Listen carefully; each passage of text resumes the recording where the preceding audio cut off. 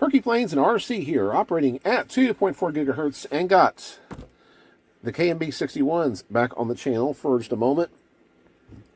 I meant to get this video out this past week, but I was running into some phone/camera issues, so that kind of put a delay on things.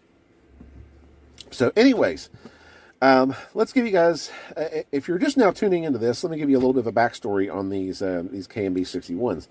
So I had acquired these from one of my buddies, and basically what it was is that this 61 over here was more or less designated as a parts engine, and this one over here was the complete one.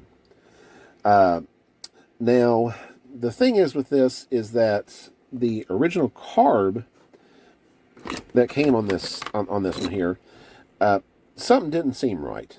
Like it just didn't seem like it was the right carb, or something was wrong. Here is actually the carb that came with it. Get into focus there a little bit.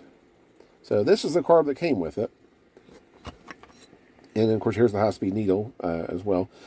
So more or less, and I hadn't run the thing at all, what I discovered is that, let's just say I did a basic setup and backed this high-speed needle out about 2.5, 3 turns.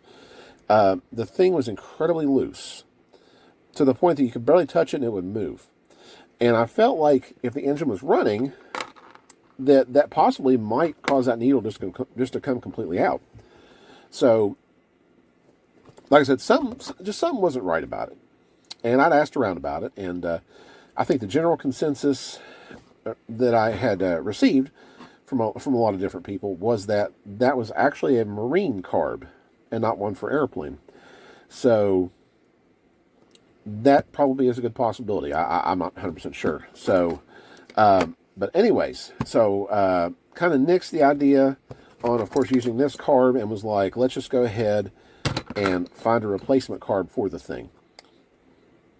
So went to Makoa's site, and there was no carbs in stock for a KMB61, so that kind of scratched that idea. I knew PerkyCarb was an option too, because I'd have used PerkyCarbs before too, and I'd heard a lot of people. Actually, I think that some of those KMBs actually shipped with PerkyCarbs, so Perry was an option. I understood that.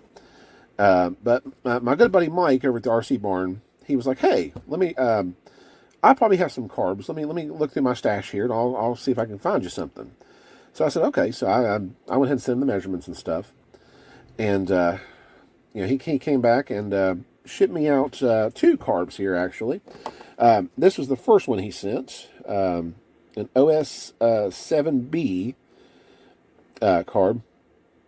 And come to find out, it was just too big, basically. And I noticed there was some cracking right here as well. I'm not sure if it was just over-tightened at one point or what, or if that would even cause any issues. But regardless, like I said, it was just too big for the hole.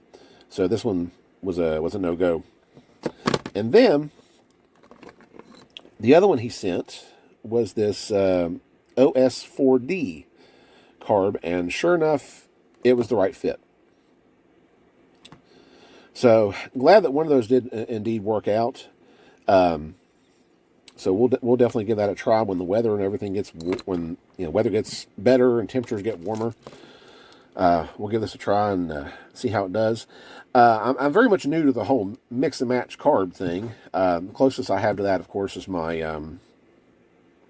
Super Tiger G2300. It's actually using a PerkyCarb. So, but this will kind of be a first where I'm using a KMB engine with a completely different brand, actual carb. So it's gonna be a little different. So we'll have to kind of wait and see what happens. A KMB engine with an OS carb, probably. Honestly, I would figure it'd probably work out pretty good. But we will see once the weather gets better and temperatures get warmer, and we can go out and try this thing out. So, but anyways, just wanted to kind of give you guys a quick just rundown of where the status is with this. Mike, I want to thank you for helping me out here with that and finding a carb that will fit this thing. So we'll give that a try. if anybody out there is not familiar with this channel, please go check it out. I'll put a link here on the video and in the description below.